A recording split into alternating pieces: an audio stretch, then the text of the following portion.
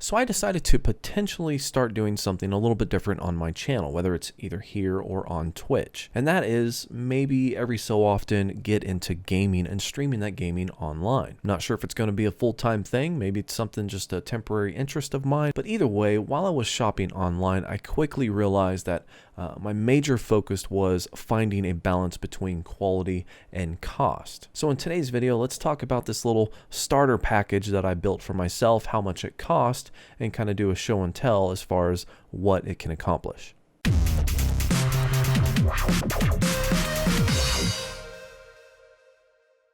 What's up YouTube, Jason here with Byte My Bits. Like I said, I want to do a little bit of show and tell today, trying to give people an introduction into what they might come to expect when streaming or starting to stream online. Now bear in mind that when it comes to streaming online, I am technically a noob. I mean, I've really just started. In fact, I could probably count on one hand how many times I've actually streamed online. And I say all this because I want to point out that I'm not an expert and there's always room for growth.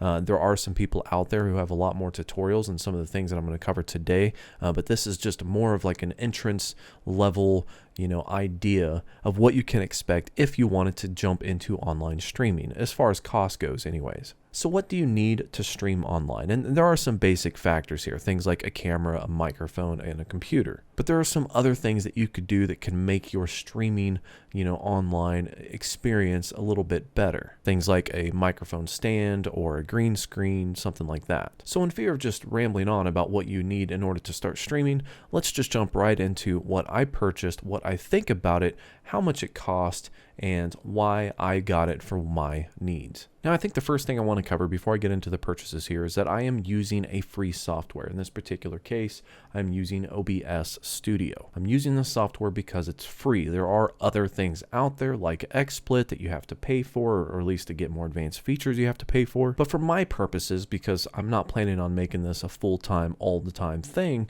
I went with the free software. And OBS is actually pretty advanced for what it is. Now, just taking a look at my little cutout down here, you can kind of see that it's a little rough. I mean, if you kind of look around the edges, you can kind of see how the green is kind of peeking over, and this is something that you can obviously go over and adjust. And this is actually something that you can play around with. It's always going to depend on your situation, your scenario, what your lighting scheme is, what kind of background you have, like how green is it, how easy it is to distinguish, etc. For the purpose of this video, I can kind of show you the different levels of getting the chroma key set up, but that's not really the point.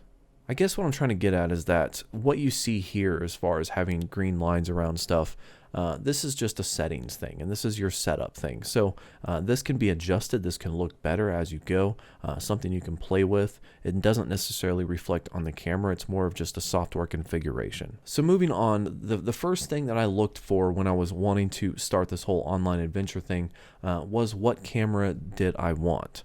Now, I looked online on YouTube and I looked through different review sites and I was looking at different videos, and I think I landed on this one just because it was the best, from what I could see, the best bang for the buck. Now, there's going to be more expensive camera options out there, cameras that could probably get you, better quality or things like that. But in this particular instance, it was just cheap and it looked pretty good for what I needed. As you can see, if I have this down here on the bottom right hand of the screen, if I'm playing a game, let's say I have myself about yay big, you can kind of see it actually looks pretty good for what it is. So right now, as you can see on Amazon, this one cost $80. Now I do want to give a little bit of credit where credit is due. I was kind of shopping and I thought I pretty much decided on this, but then I watched a demonstration video by another YouTuber called Vox, and he was kind of comparing different cameras, web cameras like this, side by side, and kind of letting you see the quality and see what some of the quirks were with each one. So I will link below to his video if you want to see those comparisons. But that video was probably one of the ones that kind of sealed the deal for me. But anyways, this camera does support 1080p at 30 frames per second. So, it's kind of bare minimum, I think, for me as far as what quality I want. It has pretty decent quality, but I'll kind of show you some of the things that I don't like about it. And I'm not sure if a more expensive camera would really fix it because it is still a webcam, but let me show you what I don't like about it. Well, it looks like the first take I forgot to add a microphone source to this recording. Okay, So basically, if you kind of see right here in the black, this is what I don't like about, this webcam and probably most webcams out there, is that you get that noise and that grain in your video. And that's always like kind of drove me a little nuts. That's why I've invested a lot of money in like regular cameras, because I don't like this noise in a video. And this is just something that you're going to get in a webcam like this. And the more light you add to the scene and to your setup, everything is going to help out a lot.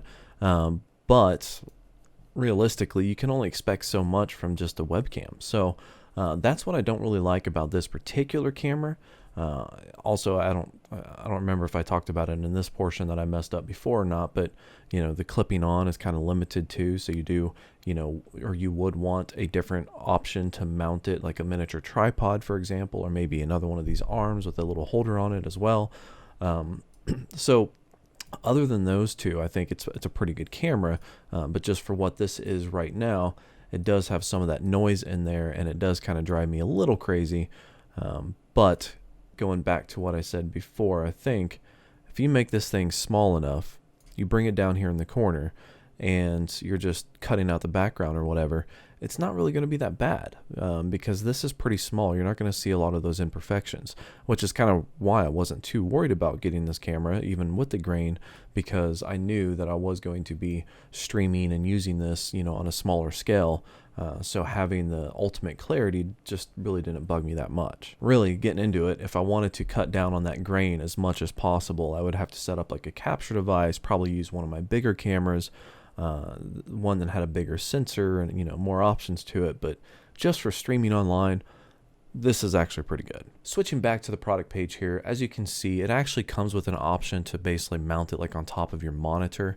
I actually have it mounted to like a little miniature tripod, but it does have an easily mountable option for putting it on top of a monitor. One thing I did notice that it's not very adjustable as far as the head moving up and down and being able to clip on to maybe a larger monitor and be up higher in the air for if you have a large screen. So that's why I ended up putting it on a tripod and essentially putting it in between me and my screen. So it does block a little bit of the screen, but it allows me to get a better angle doing it that way. Now the next thing I want to talk about is the microphone. So this is an Audio-Technica AT2020 USB Plus.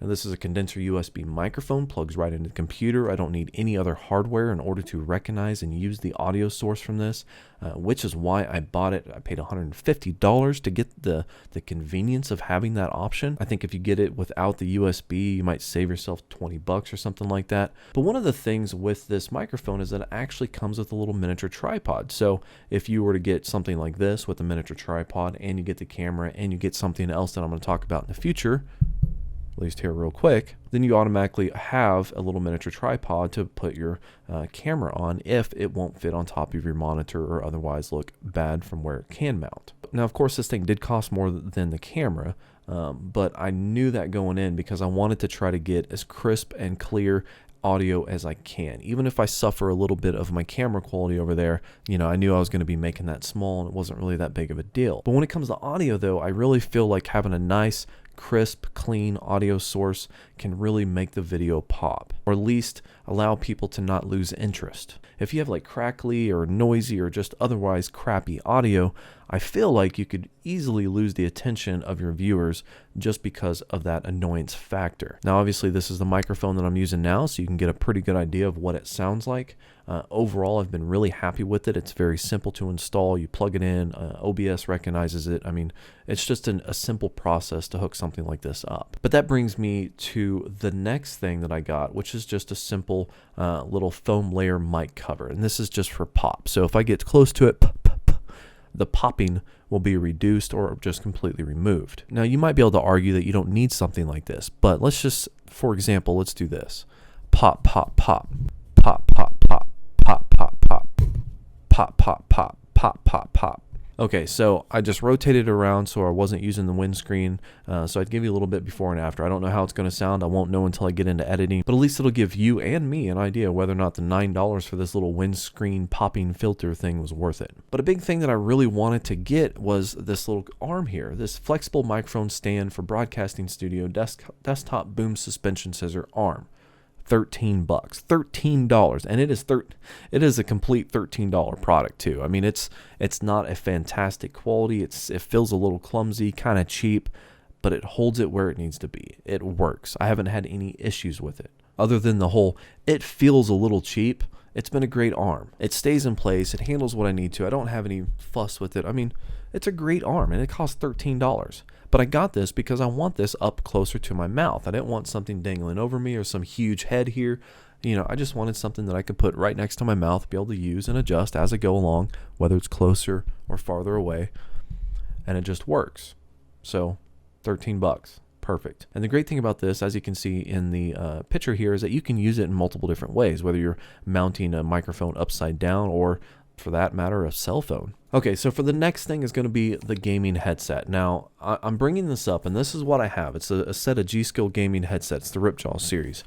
I don't know if they sell this anymore. I've had this thing for a while. It's not the best headset, and I'm not going to recommend this for anyone out there who wants to start streaming. I just wanted to bring it up because technically you really, really need one. Whether it's this headset, a cheap headset, you could use a pair of ear pods from your cell phone if you want to. But you need a headset plugged into your computer so you can hear the audio separately from your audience. Because when you're configuring OBS and you're capturing your audio source, like let's say your microphone, you don't want your game noise being captured by your microphone and creating a loop. You create a loop, all of a sudden you can't talk, and it's going to ruin your video. It's not going to work. It's going to be a horrible experience. So you need a set of headphones. This particular one, $80, maybe you don't have to spend that much. Again, it doesn't matter what, as long as you can be happy with the sound that you're getting out of your game, be able to hear it without transferring that sound to your microphone. And the last thing I want to talk about is the green screen that you saw behind me. Now, this again is a very generic solution. You can get on eBay, you can get on Amazon, you can probably find it on B&H Photo, Newegg, wherever you want to shop.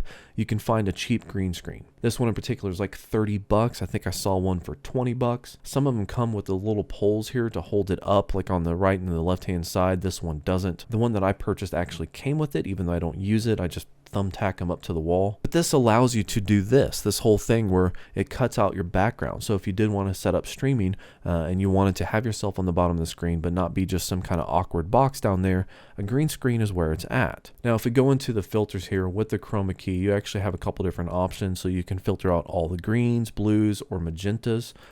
Heck, you can even do a custom thing if you wanted to. So pretty much you do have some other options if you have other materials that you can play around with that without actually having to spend money on a custom green screen. The only thing I can say, and doesn't necessarily pertain to this one, but if you go with a better green screen that's a little bit more deeper or richer green, maybe it doesn't reflect as much light, you will have a higher results. For example, this kind of like fading things on the edges here, or where the green spills into the rest of my chair or my face or everything else. If you have something that's less reflective, like a little bit more expensive chroma key like green screen that you purchase, you might have a little less of that. If it's actually something that you want to improve on, or if you're not happy with the quality, I always recommend playing with lights first. Go grab a lamp and shine that thing on your back screen. Give it better lighting. Make sure that it's not set up to where it's going to bounce on you as much as it's just going to light up the green screen. Basically, just play with your lighting and your settings first before you go investing too much into a green screen. So with all that said, without the green screen, if we add everything up, and this includes the headset, you're looking at about $341. Now, $340 is a little expensive. I did, like I said, spend more money on the microphone. I went a little bit higher quality with the camera. But what you see right now with the audio, with the camera, everything that you see right now, $340. I think the easiest way, again, to cut down on cost is going to be with your headset. This is a gaming headset. It came with a microphone. The microphone sucks. It's more or less a waste of money. If I could go back and redo it, I'd probably just get a generic headset that costs like 20 or 30 bucks because... yeah. Either way, guys, I think that's going to be an easy way for you to get an idea and understanding of what it would take to get online and streaming, or at least one path.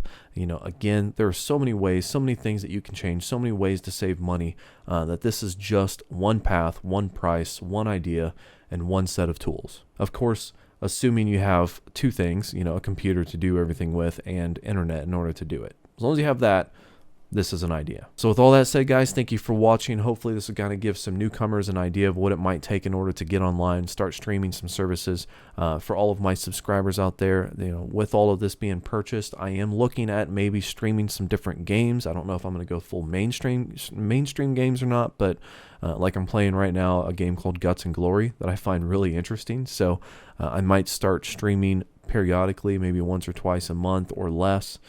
So look for that if you're interested. Most likely I'll be doing it with a few beers. Either way, thank you for watching. Like and subscribe below, and have yourself a good night.